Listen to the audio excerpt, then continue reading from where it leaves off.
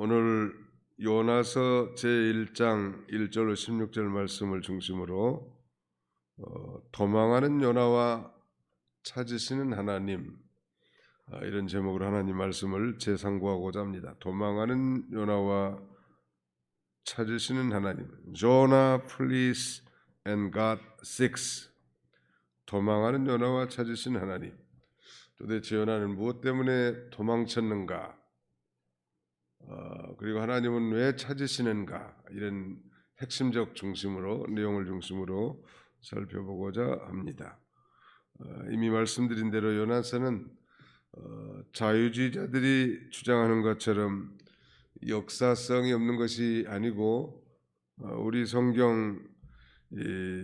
성경에 분명히 등장하는 실제 북이스라엘에서 활동했던 선지자라고 말씀드렸습니다. 도망하는 요나와 찾으시는 하나님. 요나가 왜 도망쳤는가? 여호와 하나님의 말씀을 불순종하고 왜 도망쳤냐는 말이에요. 거기에는 특별히 한 세 가지 중심적인 내용이 있는데, 첫째는 그게 자기중심주의, 그 다음에 두 번째는 육신중심주의, 그 다음에 세 번째는 편협한 민족주의라고 했습니다. 자기중심주의, 하나님의 뜻보다는 자기 생각에 더 집착해서 사는 인물이었단 말이에요. 이런 자는 하나님의 명령에 대해서 자기가 우선이니까 하나님의 명령을 따라 살기보다는 자기의 생각을 따라 사는데, 요나에 대한 얘기가 아니고 요나인 바로 우리 자신들에 대한 메시지. 우리도 과연 예수를 믿는다고 하면서 자신 중심인가 하나님 중심인가, 자기의 유익을 위한 것인가 하나님의 영광을 위한 것인가 늘 곱씹어 봐야 된다는 것. 그래서 하나님 중심주의로 살아야 된다는 것. 그 다음에는 이 자기 중심주의뿐만 아니라 육신 중심주의라는 것. 하나님의 명령은 저 큰 성읍 니느웨로 가서 40일 후면 아수르의 수도 니느웨가 망할 것이라는 이 심판의 설교를 하도록 그렇게 명령했지만 그걸 불순종한 거예요. 왜 불순종했습니까? 자기 생각에 집착한 사람이기 때문에. 두 번째는 그 일이야말로 육신적으로도 대단히 고통스럽고 힘들고 심지어는 순교를 각오해야 할 그런 내용이죠. 요새로 말하면 이 중동의 이슬람권의 선교사의 활동은 목숨을 담보로 하는 거예요. 지도새도 모르게 죽을 수 있단 말이에요.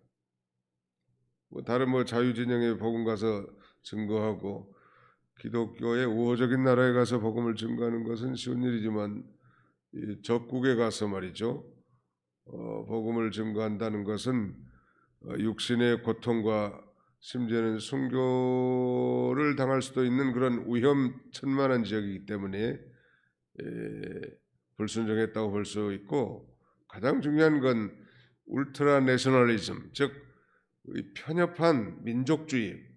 그러니까 이 선민 사상에 깊이 박혀 있어서 저 원수 나라는 당연히 하나님의 심판을 받고 멸망할 나라, 이렇게 생각을 한 것이 가장 큰 도망친, 하나님의 명령을 불순종하고 도망친 큰 이유라고 할 수 있습니다.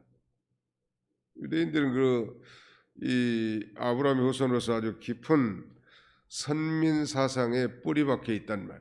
중요한 건 오늘 우리 그리스도인들이 신령한 이스라엘입니다. 우리를 선택하고 구원해 주신 것은 우리끼리 잘 먹고 잘 살고 논이닥거리기 위해서가 결코 아니고, 믿지 않는 이 세상 사람들을 위해서 우리를 부르시고 교회가 세워진 것입니다. 이 교회에 세운 목적은 교회 자체를 위한 게 아니라는 거예요. 세상에 나가 빛과 소금의 직분을 감당하게 하기 위한 것이지, 우리끼리 무슨 모이고 우리끼리 엔조이 하자고 하는 게 아니라 유대인을 선택하는 건 소위 제사장 나라로 선택하는 거예요. 출애굽기 19장에 보면 너희가 내 말을 잘 듣고 내 언약을 지키면 열국 중에 내 소유가 되겠고 제사장 나라가 되며 거룩한 백성이 되게 하리라. 우리를 불러준 건 제사장을 삼기 위한 거예요. 또 신약시대의 모든 그리스도인들은 다 제사장들입니다. 즉 축복의 통로로 우리를 불러주신 거죠. 우리가 예수 믿고 구원받아 즐거워서 우리끼리만 있는 게 아니고 이 세상의 축복을 전달하는 복음을 통하여, 즉 복음의 전파를 통해서, 전도든 선교를 통해서 하나님의 이 아브라함의 이 약속한 그 축복이 만민에게 전파되도록 이스라엘 백성들을 선택했단 말이에요. 근데 요나는 그걸 모른 거예요. 우리만 하나님의 택한 백성이고 우리만 아주 특별한 존재라는 것을 인식했지, 저 이방의 개와 돼지와 같은, 아니 이스라엘의 철천전수인 아수르 나라의 대도시 니느웨의 백성들이 구원받고 하나님의 이 긍휼에 포함되리라고는 상상할 수 없었던 것이죠. 바로 이 편협한 민족주의, 이게 심각한 문제고, 오늘 말세에도 교회주의, 이거 문제가 돼요. 교권주의 문제가 됩니다.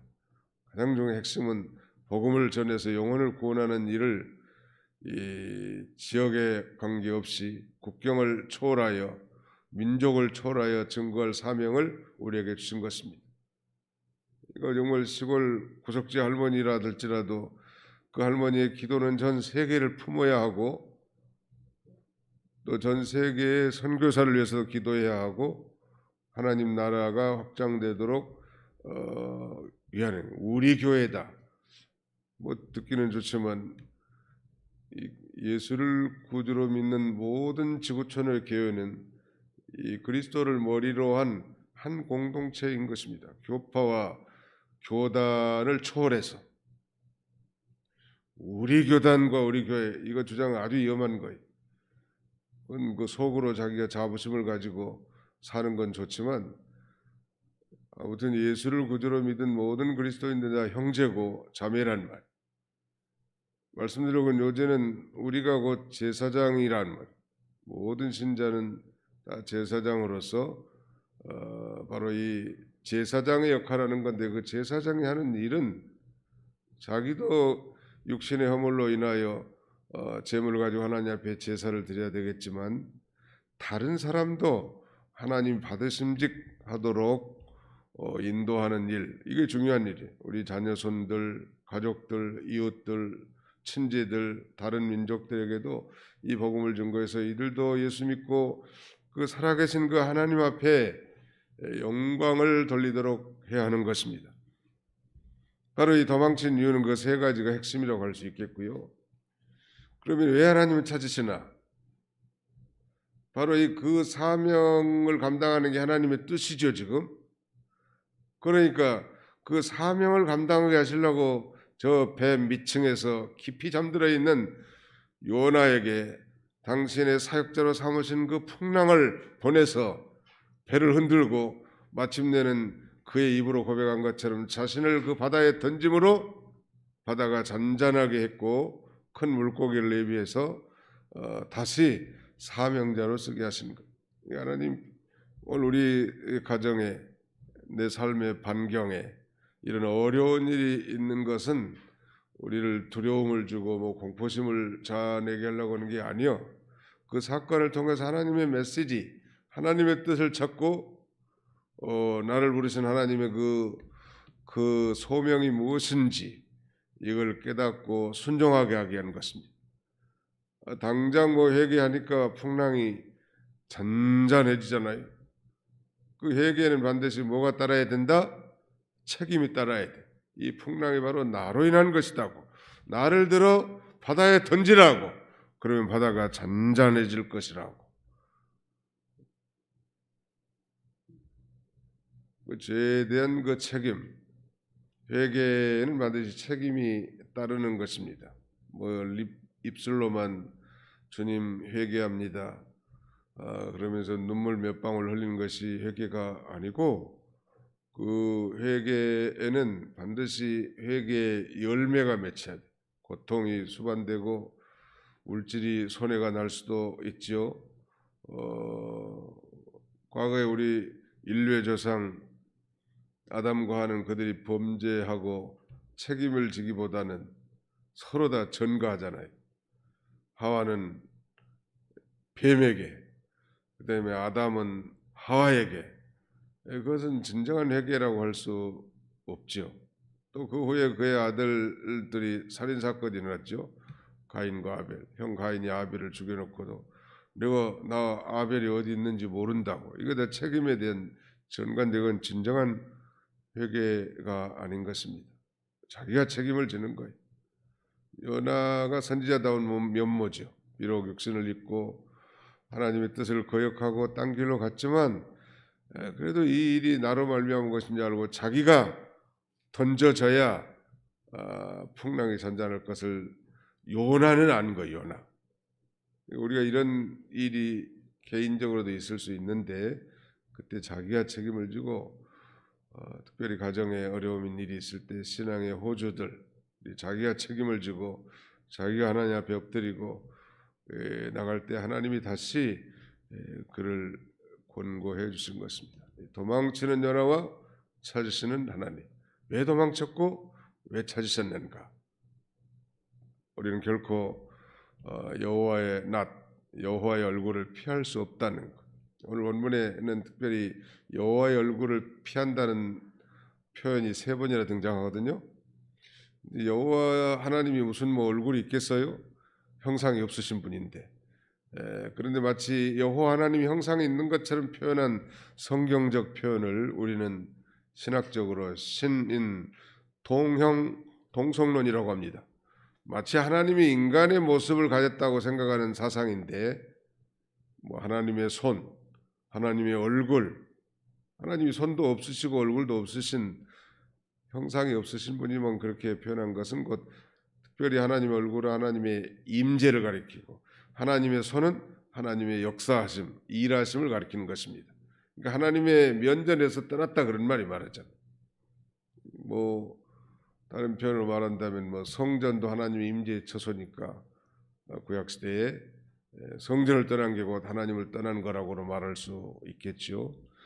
아무튼 우리가 하나님 앞에 피할 수 없는 그런 존재인 줄 알고, 하나님 앞에 피하는 최고의 방법, 회개하는 거예요. 회개하고 말해서는 수밖에 없어. 무소부지하신 하나님 안 계신 곳이 없는데 그 하나님을 피할 길이 없단 말. 그리고 회개하고 바로 서서 내게 맡겨준 이 사명을 잘 감당하는 그런 저와 여러분들이 다 되시기를 주님의 이름으로 축원합니다. 기도합시다. 살아계신 우리 아버지 하나님께서 오늘도 이 거룩한 주일 새벽 미명에 저희를 주의 전으로 불러주시고 하나님 아버지 앞에 예배하며 기도하며 찬송하며 말씀을 경청할 수 있도록 은혜 주심을 진심으로 감사하고 감사를 드립니다. 때로 우리도 요나처럼 하나님의 명령을 불순종하고 내 생각, 내 뜻, 내 육신을 위해서 살아갈 때가 얼마나 많은지, 잘못 깨달아서 편협한 이런 신앙 사상으로 나갈 때가 얼마나 많았는지 아버지 하나님, 우리 자신들 되돌아보고 회개하오니 하나님 용서해 주옵소서. 그럼에도 불구하고 우리를 결코 버리지 아니하시고 아버지 땅끝까지라도 우리를 찾아다니시면서 찾으셔서 우리를 향하신 하나님의 그 위대한 역사에 참여케 하시는 만극하신 하나님을 항상 기억하고 감사하는 우리 모두가 다 되게 주시옵소서. 아버지 아버지 하나님은 풍랑을 일으켜서라도 아버지 자기 백성을 찾으시고 또 사명을 새롭게 하셔서 아버지 이끌어 가신 줄을 알고, 오늘 이 지구촌에 불어닥친 엄청난 광풍인 이 코로나19의 풍랑 가운데서도 나를 향하신 우리 하나님의 음성을 듣고 내게 맡기신 그 귀중한 사명을 깨달아서 잘 감당할 수 있는 이 성숙한 그리스도인들이 다 되도록 우리 하나님이 축복해 주시기를 원합니다.